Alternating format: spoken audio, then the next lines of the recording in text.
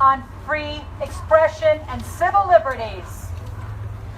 Trump's censorship in the White House press room is appalling.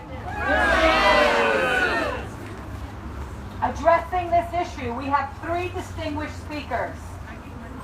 After growing up outside of LeGrand and going to Oregon State University, Lois Breedlove bounced around the country as a journalist before returning to the Northwest to work as a professor.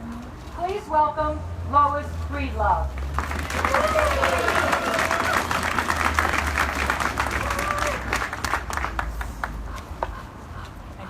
Can you hear me? No. You gotta talk loud. Yeah. Okay, let's try this. Better? Okay. It might be better off if I just shouted. Us professors develop loud voices. No? Now? Okay, when they said up close to your mouth, they meant up close to your mouth. You know, we think of democracy in the United States as something that's very special, and it is. But one of the things that's the most special about what our founding fathers and mothers did is the First Amendment, and the freedom of the press is guaranteed. Very few, if any, other countries have that guarantee. England doesn't.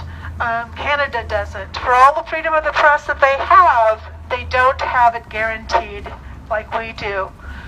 In the 80s, 90s, when the wall fell, we did a lot of invites over from countries that were free for the first time. And the one thing they wanted was a free press. And so they started newspapers, but they didn't know how to do it. On every corner, you could find another newspaper. I went over. It was the most rewarding and humbling experience of my lifetime to see their commitment and passion about a free press. So they'd come over here and they'd study. And one guy said that he was so in awe about the free press that we had in this country, and so appalled at the petty uses we put that freedom to.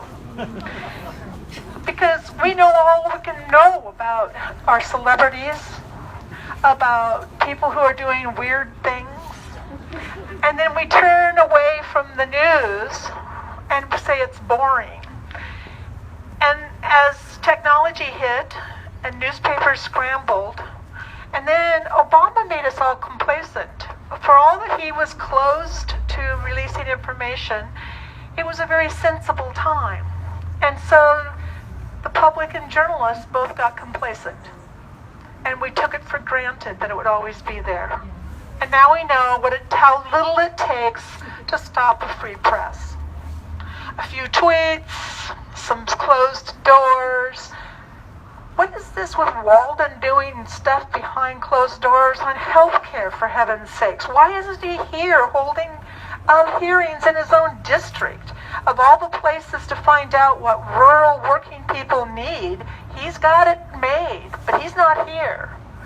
And it's up to the press, and it's up to us to use that press, to use the freedom of speech, of press, of assembly and petition, to really hold our people accountable and to participate in that great discourse that we should take such pride in. So my hope is that we all will do some real simple things. Subscribe to a newspaper. A friend of mine has taken to, every time she sees a newspaper take a stand anywhere in the country, it takes a stand that she thinks is risky, she subscribes to them online for a year. She figures it's a way to donate. Why not? The New York Times says that they've gotten so many subscriptions, they've got more than ever. So we are doing some things right as people. Write letters to the editor. Go online and see what's being posted in response to articles that matter to you. It's appalling. The hate people, I'm not going to even say they're right-wingers, the hate people are in full force. Respond. Support our journalists. They're not always right. They're rarely complete. If they were complete, you could go to the meeting yourself. But they need our support. They need our input. They need us to debate the issues. write letters to the editor. Get published. It's not all that difficult. Most small newspapers will publish any letter. Some of them have length requirements so that everybody gets heard. Some newspapers will say you can only publish so often. Maybe you get one letter a month. But if each one of you wrote a letter a month, it would be an amazing thing. Speak out. Call your newspaper. Do you know a story, a person who's interesting? Do you know somebody who needs health care and is not going to get it? Now, Indivisible has set up a media team, and I'm on it.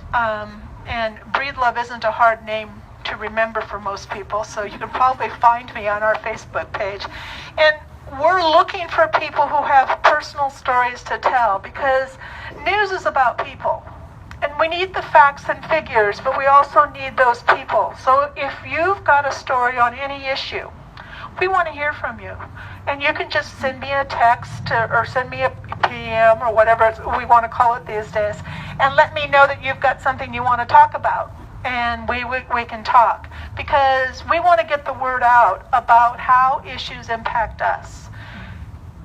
We also need to hold our legislators accountable. Did you know that it's almost impossible to find out when our legislators are going to be in district? We can't find their meetings. They're not online.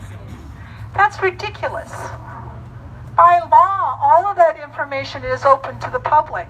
You have every right to know every meeting our congresspeople are doing. They're here. It doesn't matter. You pay for them.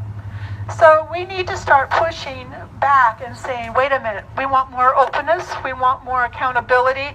We want to know what the heck are you doing? And we want you to do it in public. Next week is Sunshine Week. It's a week that is to promote openness in government, to support investigative reporting. You can Google it and see what it's all about.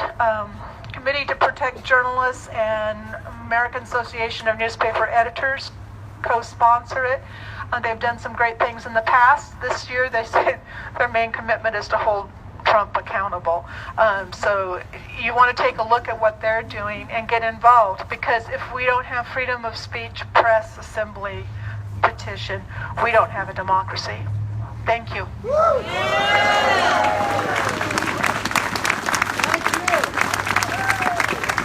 Thank you, Lois. Dr. Eric Palmer is Assistant Professor of Social Media and Public Engagement